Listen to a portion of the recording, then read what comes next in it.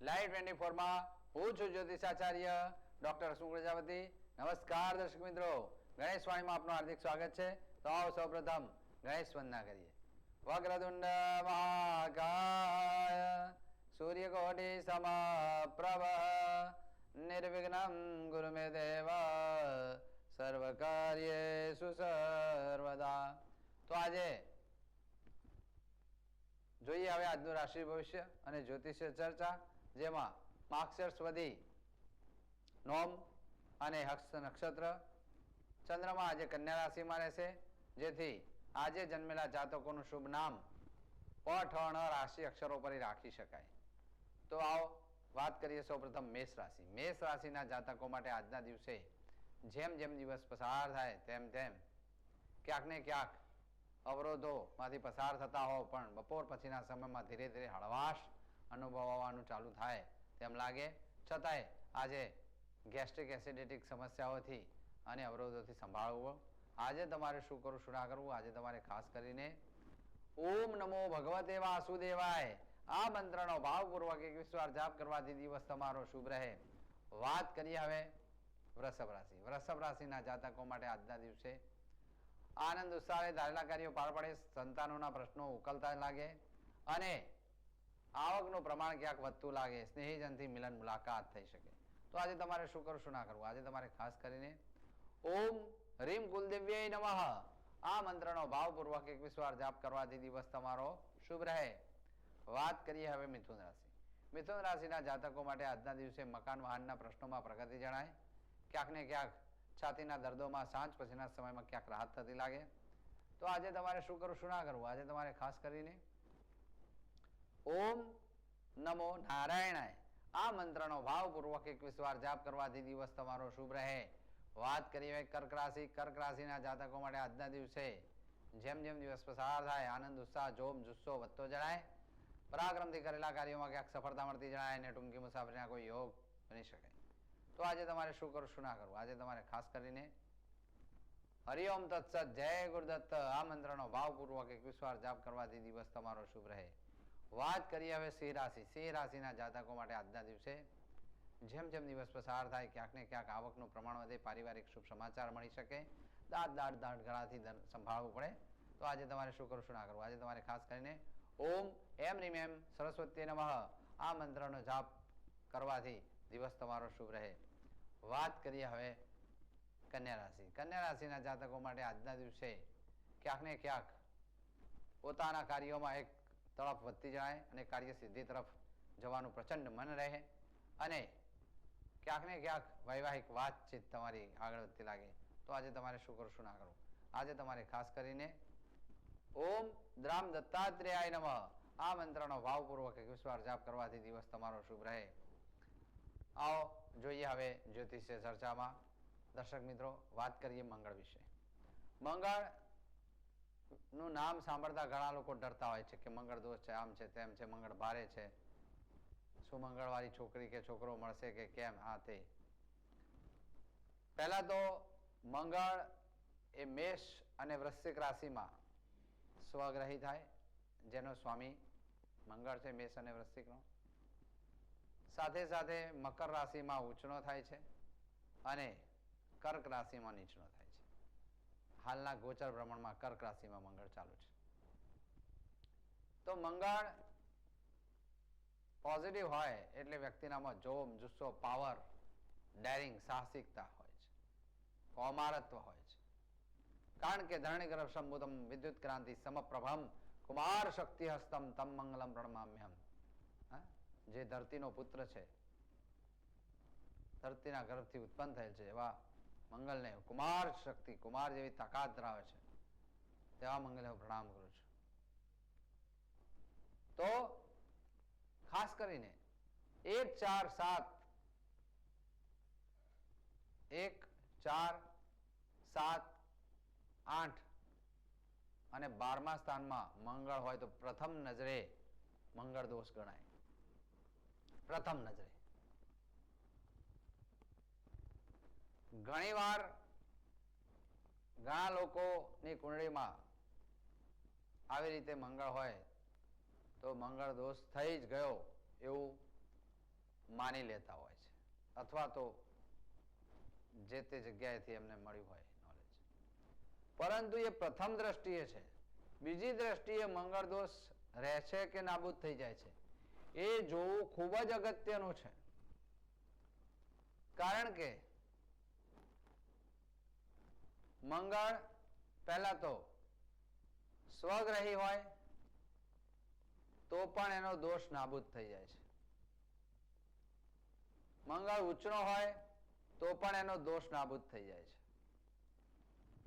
મંગળ ધન રાશિનો હોય તો પણ એનો દોષ નાબૂદ થઈ જાય છે. મંગળ મિથુન રાશિનો હોય તો પણ દોષ નોર્મલ થઈ જાય છે. આ બધી વસ્તુઓ ખૂબ જ મહત્વની છે. ઘણીવાર મંગળની સિચ્યુએશન જોયા વગર આડેધડ કોઈએ માની લીધું કે મારી કુંડળીમાં મંગળ છે. કમ્પ્યુટર કુંડળીની અંદર મંગળ દોષ છે એવું લખેલું આવશે, માંગલિક લખેલું આવશે જ, ભલે નાબૂદ થતો હોય છે તો બી, કારણ કે જનરલ પ્રેડિક્શન છે. આ વસ્તુને ગંભીરતાથી સમજી લેવું માટે કોઈ નેટ ઉપર બી સર્ચ મારતા હશો તો મંગળ દોષ લખેલો આવશે. ગૂગલ ઉપર સર્ચ મારશો તો મંગળ દોષ લખેલો આવશે. કારણ કે ત્યાં અધૂરું નોલેજ છે, અધૂરું જ્ઞાન છે. માટે આ વસ્તુની ગંભીર રીતે નોંધ લેવી. કોઈ પણ નિષ્ણાત તમને સાચો જવાબ આપી શકે છે કે મંગળ દોષ છે કે નથી. તમારી કુંડળીમાં કઈ રીતે મંગળ દોષ નાબૂદ થઈ જાય છે અથવા તો નથી, આ બહુ જરૂરી છે. અથવા તો મંગળ દોષ છે જ, અને મંગળ દોષ હોય તો પણ ગભરાવાની કોઈ જ જરૂર નથી. મંગળના નામે કોઈ ડર એવો ઘુસાડી દેવાની જરૂર નથી, કારણ કે સામે પણ એવા પાત્રો મળી જ જાય છે. પરંતુ લગ્ન માટે આ બહુ જરૂરી છે જોવું. વિવાહ માટે મંગળ નું જોવું જરૂરી છે. બીજી વસ્તુ કે મંગળ જ્યારે કેન્દ્રમાં 1, 4, 7, 10 આ સ્થાનોમાં જો સ્વગ્રહી હોય એટલે રૂચક મહાપુરુષ નામનો રાજયોગ કરે છે. કેવો? રૂચક મહાપુરુષ નામનો રાજયોગ. એટલે વ્યક્તિ ખૂબ જ બળવાન થાય છે, ખૂબ જ પાવરફુલ થાય છે. અહીંયા કોઈ મંગળ દોષ રહેતો જ નથી. બીજી વાત કે 1, 4, 6, 8 1, 4, 6, 8 12મા સ્થાને જો મંગળ હોય તો મંગળ દોષ પહેલી દ્રષ્ટિએ મેં કીધું એમ છે, પરંતુ ખાસ કરીને એ જોવું જરૂરી છે કે મંગળ દોષ થાય છે કે નથી થતો. જેમ મેં કહ્યું 7મા સ્થાનમાં પણ મંગળ દોષ થાય, 12મા સ્થાને પણ થાય. પણ આ બધા એના બેજ જોવા પડે, અને એટલા માટે મિત્રો ખાસ કરીને પૂરું પ્રેડિક્શન થયા સિવાય મંગળ દોષ છે એવું માની લેવું નહીં. નહીતર તમે મુશ્કેલીમાં મુકાઈ શકો છો, સામે કોઈ જો જાણકાર નહીં હોય.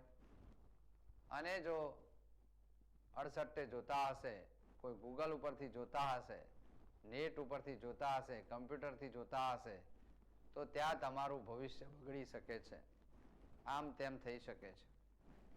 આ ખાસ ધ્યાનમાં લેવું. માટે તમારી કુંડળી ઉપરથી સચોટ પ્રેડિક્શન મંગળ દોષ છે કે નથી, અને મંગળ દોષ હોય તો પણ ગભરાવાની જરૂર નથી. એના ઉપાય અને એની રેમેડીઝ પણ આપણે નેક્સ્ટ એપિસોડમાં જોઈશું. તો આજે મંગળ વિશે આટલું. વાત કરીએ હવે આગળ તુલા રાશિ.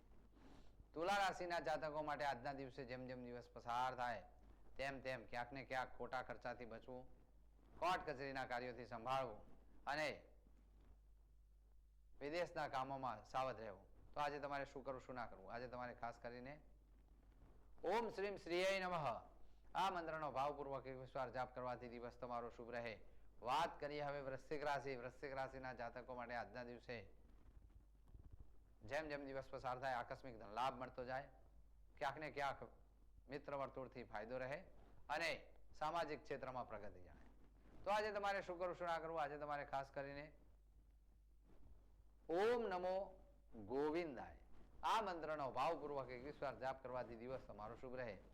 વાત કરીએ હવે ધનુરાશિ. ધનુરાશિના જાતકો માટે આજના દિવસે ક્યાંક ને ક્યાંક નોકરી ઇન્ટરવ્યુમાં સફળતા મળતી જણાય, ધંધા રોજગારમાં પ્રસન્નતા વધે અને કાર્યો તમારા સફળ થતા જણાય. તો આજે તમારે શું કરવું શું ના કરવું, આજે તમારે ખાસ કરીને ઓમ એમ ક્લીમ નમઃ આ મંત્રનો ભાવપૂર્વક 21 વાર જાપ કરવાથી દિવસ તમારો શુભ રહે.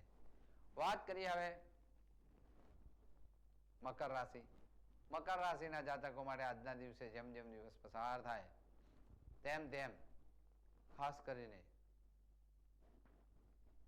આનંદ ઉત્સાહ રહે, ભાગ્ય સાથ આપતું લાગે અને સફળતાઓ ક્યાંક ને ક્યાંક મળતી લાગે.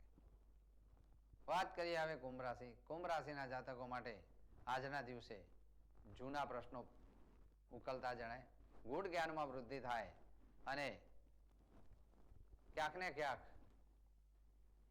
જૂની બાબતોમાં સફળતા મળતી જણાય. તો આજે તમારે શું કરવું શું ના કરવું, આજે તમારે ખાસ કરીને ઓમ ધૂમ દુર્ગાય નમઃ આ મંત્રનો ભાવપૂર્વક 21 વાર જાપ કરવાથી દિવસ તમારો શુભ રહે. વાત કરીએ હવે મીન રાશિ. મીન રાશિના જાતકો માટે આજના દિવસે જેમ જેમ દિવસ પસાર થાય તેમ તેમ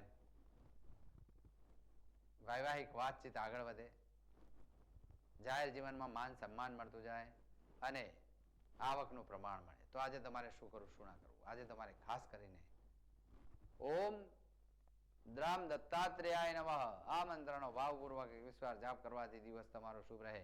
વાત કરીએ વિજય મુહૂર્ત. વિજય મુહૂર્તમાં બપોરના 12:27 થી 12:49 સુધી વિજય મુહૂર્ત રહે. વિજય મુહૂર્તમાં શુભ કાર્યો કરવા, શુભ મુહૂર્ત કરવા ઉત્તમ રહે. દરેકે દરેકનો દિવસ શુભ રહે એવી શુભકામના સાથે હું જ્યોતિષ આચાર્ય લાઈવ 24 માંથી રજા લઉં છું. નમસ્કાર દર્શક મિત્રો.